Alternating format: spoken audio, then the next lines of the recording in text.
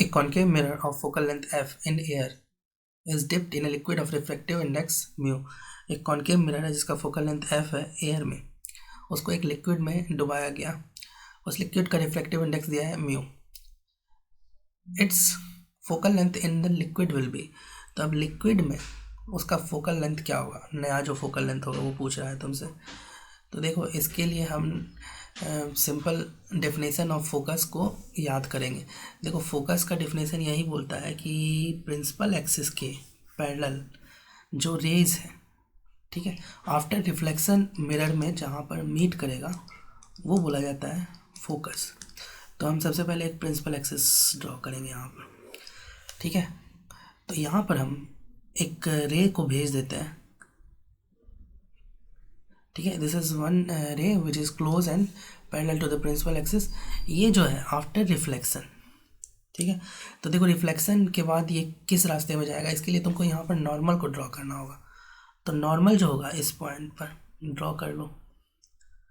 Normal कहाँ meet करेगा, principal axis पर, तो सेंटर ऑफ कर्वेचर. तो मान लो ये centre of curvature. Angle of incidence क्या होगा ये. अब देखो law of reflection will be obeyed, ठीक है.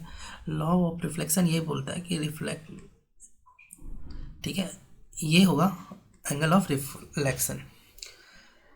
तो देखो इंसिडेंट रे रिफ्लेक्शन के बाद जिस पॉइंट पर मीट करेगा प्रिंसिपल एक्सिस पर वही होगा तुम्हारा ये फोकस.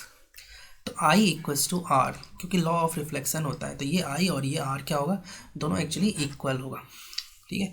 तो इस तरह से तुम एयर में, जैसे मान लो कि पहले एयर मीडियम था तो एयर में तुमने फोकस को लोकेट किया. अब तुमको इसको पानी में डुबा दो, है ना, किसी लिक्विड में डुबा दो, किसी भी लिक्विड में.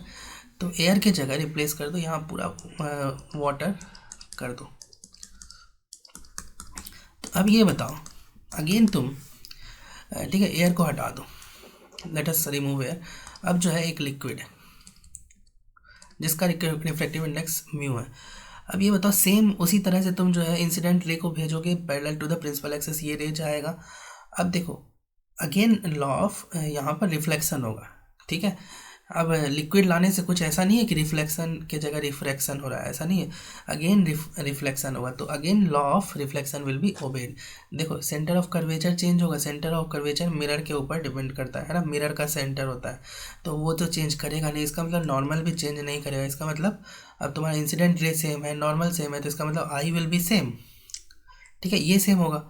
और लॉ ऑफ रिफ्लेक्शन से आर भी सेम होगा. तो इसका मतलब है कि आफ्टर रिफ्लेक्शन जो रे होगा reflected ray again same point F पर ही मीट करेगा, जो पहले जो था ना एयर वाला केस वही उसी पॉइंट पर मीट करेगा. और that is why focal length, ठीक है. यही तो एफ जो है पोल से जो डिस्टेंस है, पोल से एफ पी है ना, ये फोकल लेंथ है. तो उसमें कोई भी चेंज नहीं होगा.